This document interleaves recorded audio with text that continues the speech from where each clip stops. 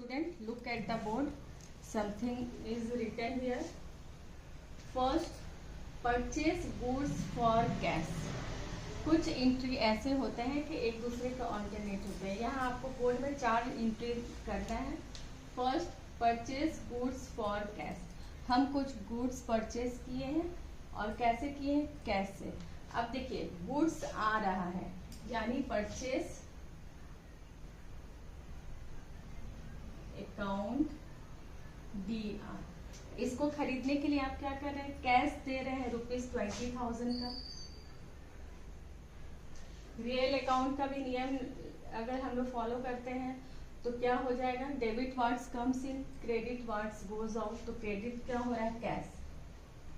Cash account 20,000 being goods purchase. समझ गए? अब देखिए सेकेंड है सोल्ड गुड्स फॉर कैश ₹13,000. हम लोग कुछ सोल्ड किए, कैसे? कैश किए 13,000 का. तो हम यहाँ क्या कर लेंगे? कैश आ रहा है सोल्ड करने से, cash account DR to sales account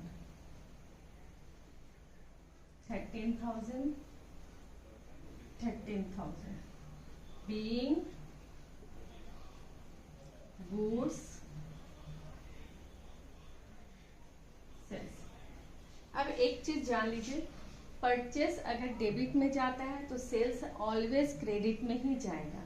अगर परचेस रिटर्न हमारा क्रेडिट में है तो सेल्स रिटर्न हमारा डेबिट में जाएगा. ये चीज एक कीवर्ड है जो याद रखिएगा. परचेस अकाउंट डेबिट है तो सेल्स अकाउंट हमारा क्रेडिट है. अब देखिए पेड सैलरी. यह सैलरी क्या है? हमारा एक्सपेंसेस है.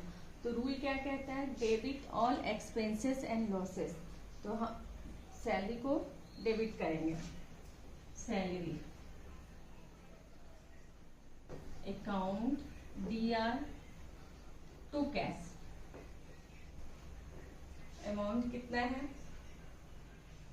1200 बीइंग सैलरी पेड. अब देखिए रिसीव कमीशन. कमीशन हमारे लिए प्रॉफिट है, हमारा गेन हो रहा है. तो जस्ट इसका अपोजिट हो जाएगा. क्या हो जाएगा? नॉमिनल का रूल है debit all expenses and losses, credit all income and gain.